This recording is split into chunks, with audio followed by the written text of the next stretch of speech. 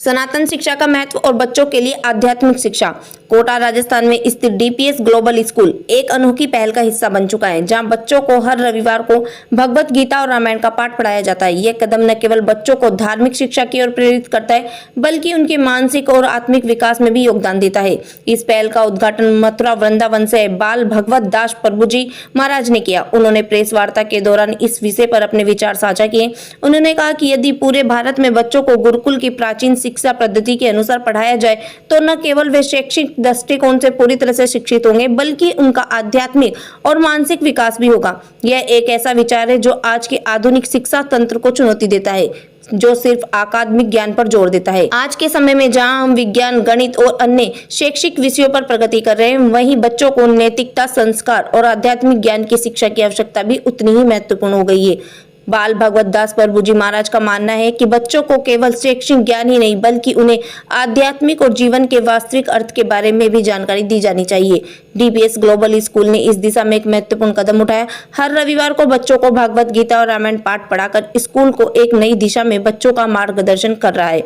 ये प्रयास बच्चों को जीवन के नैतिक सिद्धांतों से जोड़ने और उन्हें एक बेहतर इंसान बनाने में मदद कर रहा है। अगर हम भारतीय शिक्षा पद्धति की ओर देखें तो हमारे प्राचीन गुरुकुलों में शिक्षा का उद्देश्य सिर्फ विद्या ही नहीं, बल्कि जीवन के आध्यात्मिक पहलुओं की भी समझ देना था। गुरुकुलों में बच्चों को पढ़ाई के साथ साथ नैतिक शिक्षा, संस्कार और जीवन के महत्वपूर्ण मूल्य पर ध्यान दिया जाता था। यही कारण है कि वहां से निकले विद्यार्थी न केवल कुशल ज्ञानवान होते हैं, बल्कि उनका जीवन भी एक आदर्श उदाहरण होता है। यदि आज के समय में हमारी शिक्षा नीति में इस पहलुओं को जोड़ा जाए तो न केवल हमारे बच्चे शैक्षिक दृष्टि से सक्षम होंगे, बल्कि उनका मानसिक और आध्यात्मिक विकास भी होगा। ये देश के भविष्य को एक नई दिशा दे सकता है, जहां बच्चे न केवल पढ़ाई में अव्वल होते हैं, बल्कि समाज में अपने कर्तव्यों को सही रूप में निभाने वाले जिम्मेदार नागरिक भी बनेंगे। इस प्रकार के प्रयासों से हम एक ऐसी शिक्षा व्यवस्था की ओर बढ़ सकते हैं जो बच्चों को न केवल शैक्षणिक दृष्टिकोण से सशक्त बनाए, बल्कि उन्हें एक सशक्त, नैतिक और आध्यात्मिक रूप से मजबूत इंसान भी बनाए। डीपीएस ग्लोबल स्कूल जैसे विद्यालय द्वारा किए गए प्रयास एक शुरुआत है, और अगर पूरे देश में एक कदम उठाया जाए तो हम एक सशक्त और जागरूक पीढ़ी का निर्माण कर सकते हैं। बाल भगवत दास प्रभु जी महाराज ने कहा, हाय हेलो छोड़ो, जय श्री कृष्णा बोलो। बाल भगवत दास प्रभु जी अभी सिर्फ मात्र 4 साल के हैं और उन्हें भगवत का पूरा ज्ञान है। क्या कहते हैं संजय जी, क्या कहते हैं बताइए। इसका अर्थ होता है कि जहाँ कृष्ण अर्जुन रहते हैं, जहाँ भगवत गीता रहती है, वहाँ किसी की हार नहीं होती है। हरि बोल।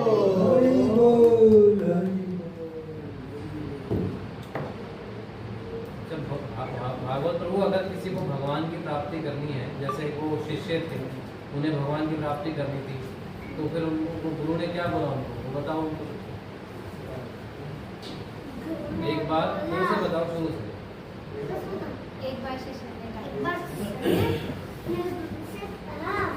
कि मुझे क्या हो गए, मुझे भगवान के दर्शन ही नहीं हो रहे। तो उन्होंने पता ही क्या कहा, तो उन्होंने कहा कि कल तो मैं गंगा नदी में स्नान करने आना। तो जैसे उन्होंने गंगा नदी में मारी,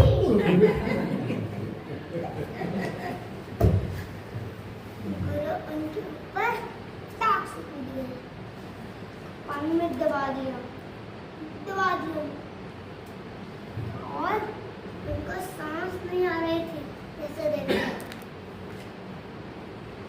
ये सांस नहीं आ रही ना, जैसे उनको सांस नहीं आ रही थी, बहुत तड़प रहे थे।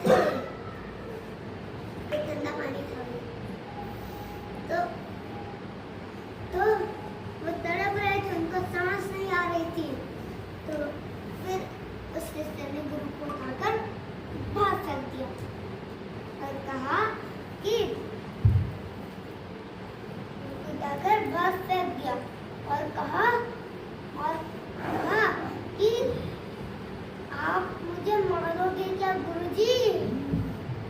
मैं तड़प रहा था, मुझे सांस नहीं आ रही थी। तो पता है गुरु ने क्या कहा? जब ऐसी तड़प तुम्हें भगवान भगवान श्री कृष्ण को प्राप्त करने के आई की इसी दिन मैं भगवान के दर्शन हुए। बोला हरिवाल। भाई इतनी जोर से बोल रहा हूँ, कोई भी नहीं बोल पा रहा। भाई बोलो हरिवाल।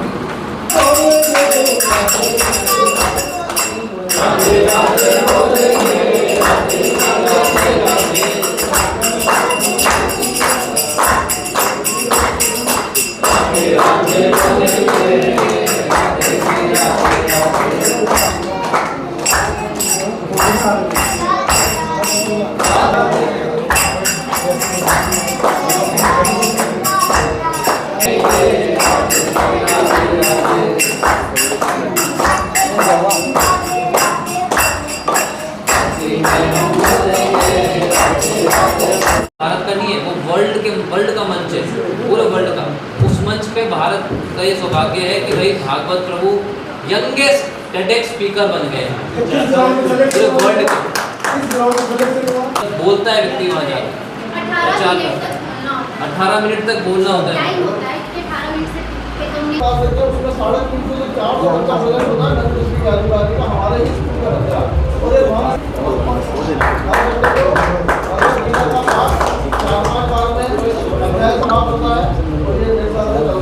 उन्होंने पूरे भागवत पढ़े 18,000 श्लोक पढ़े। हम लोग आश्रम में ही रहते हैं, वहीं पर मंदिर जाना, सीखना, समझना, श्लोकों को सुनना, लेक्चर सुनना, कथाएं को सुनना, ठीक है। ये सब उससे ही अभी 5 वर्ष की उम्र है। नहीं, आप सीधा बोल दो, हरे कृष्ण, हाय हेलो से बोल दो। हाय हेलो छोड़ो, हरे कृष्णा बोलो। आराम से बोलो। हाय हेलो हरे छोड़ो। कृष्णा से शुरू करो। हरे कृष्णा। हाय हेलो छोड़ो, हरे कृष्णा बोलो। No tension, no drama, only Hare Krishna Hare Rama. आप ये बताएं, सबसे पहले किसने आपको ज्ञान दिया कि श्रीमद् भगवद गीता पढ़नी चाहिए? बताओ। जब मैं अपनी माता के पेट में था तो मेरी माँ ने बहुत सारी स्पिरिचुअल बुक्स पढ़ी थी और केवल स्पिरिचुअल भोजन पाती थी। इसलिए मैं प्रभुपाद जी की कृपा से प्रभुपाद जी का भक्त बन गया। अब ये बताएं, सबसे पहले आपने कौन सी जगह पर भगवत गीता का पाठ किया था? सबसे पहले कहाँ प्रचार किया था आपने, बताओ। मैंने किया था सूरत गए थे ना आप? सूरत। आपकी जानकारी के लिए हर ज्ञान की उम्र बचपन ही है। जो ज्ञान हम बचपन में लेते हैं वो ज्ञान हमारे साथ पूरा जीवन लेते हैं। जैसे बच्चे भौतिक ज्ञान लेने के लिए बचपन से स्कूल जाते हैं, वैसे ही हमें भगवत गीता का ज्ञान भी बचपन से लेना चाहिए। मैं आपको एक एग्जाम्पल से समझाता हूँ। जैसे एक पौधा होता है, जब वो छोटा होता है हम उसे कहीं भी मोड़ सकते हैं, और जब वो पौधा बड़ा हो जाता है तो हम उसे कहीं भी मोड़ नहीं सकते। तो भगवत गीता भी इसी तरह है। जब हम भगवत गीता को बचपन से पढ़ेंगे तो भगवत गीता हमारे जीवन को सही दिशा देगी। राधे राधे। राधे राधे, हरि बोल। हरे कृष्णा, राधे राधे आप सभी को। तो आज हम यहाँ पर आए हैं DPS global school Ashish ji के यहाँ पे, हम अकाम भक्तिदास हमारा नाम है और भक्त भागवत प्रभु के हम फादर हैं। हम लोग भगवत गीता का प्रचार करते हैं। हमने यही समझा है अपने जीवन के अंदर कि भगवत गीता ही एक ऐसी एकमात्र ग्रंथ है जो हमें इस जन्म मृत्यु के चक्कर से निकालने में पूरी मदद करती है। जैसा कि भगवत गीता के अंदर बताया गया है, भगवान श्री कृष्ण अर्जुन से कहते हैं कि ये जो जीवन है ये कभी भी ख़त्म हो सकता है, क्षणिक है, तो इसलिए हमें जल्दी से जल्दी, एक इमरजेंसी का टाइम है ना, जल्दी से जल्दी हमें अपने चेतना में बदलाव लाना चाहिए। आज जगह जगह इतने क्राइम हो रहे हैं, इतने प्रॉब्लम्स हैं, इतनी टेंशन्स हैं, क्यों है? क्योंकि भगवत गीता की कमी है। हम लोग बाकी सब ज्ञान तो ले रहे हैं, साइंस का बहुत ज्ञान ले रहे हैं, टेक्नोलॉजी का बहुत ज्ञान ले रहे हैं, पर आपको पता है टेक्नोलॉजी का इन्वेंशन क्यों हुआ था? मतलब टेक्नोलॉजी क्यों सामने आई थी? जिससे कि जीवन को आसान बना सके, है ना, लाइफ को इजी कर सके और टाइम बचा सके, टाइम सेव कर सके। पर आज सब सारी टेक्नोलॉजी पूरी तरह से पूरे विश्व में व्याप्त है, पर व्यक्ति के पास ना तो टाइम है और ना ही जीवन आसान है। तो ये देखो, भक्ति मार्ग इतना ज़रूरी है क्योंकि यही एकमात्र एक साधन है जिससे कि हम जन्म मृत्यु के चक्कर से अपने आप को मुक्त कर सकते हैं। आज आप देखिए, चाहे पैसे वाला व्यक्ति हो, चाहे गरीब हो, चाहे मिडिल क्लास हो, चाहे अपर मिडिल क्लास हो, सबके सब दुखी हैं, सबके सब टेंशन में हैं। जो जितने ज़्यादा पैसे वाला है वो उतनी ज़्यादा नींद की गोलियां खाता है। पैसा है, गाड़ी है, मोटर है, बंगला है, सब कुछ है, परंतु जिसके पास ये सब कुछ है उसके पास जीवन में प्रेम नहीं है, उसके पास जीवन में आनंद नहीं है। जनकपुरी के राजा थे, आध्यात्मिक परफेक्शन होती हुई उन्होंने भक्ति मार्ग किया। हाँ। तो उनमें फिर आप पे क्या अंतर? देखो, हम तो दास हैं उनके। उन्होंने कहा है कि भाई उन्होंने, हाँ बिल्कुल, और उन्होंने सारा मार्ग अपनाया, उसके बाद भक्ति मार्ग बाद में किया, उसके लिए क्या कहा? वो बहुत श्रेष्ठ थे, वो उस दोनों कार्य को कर सकते थे, पर हम दास हैं तो हमने देखा कि अपना जीवन जो है पूरी तरह से इसके अंदर देना चाहिए और लोगों को भी बचाना चाहिए और खुद को भी बचाना चाहिए। तो महाराज एक प्रश्न हो रहा है कि अप्रोक्स ज्ञान, अप्रोक्स ज्ञान का अर्थ क्या है? देखिए, ज्ञान तो ज्ञान है, आध्यात्मिक ज्ञान क्या है? अप्रोक्स, अप्रोक्स इसको समझाएं, क्या है इसका अर्थ, क्या है?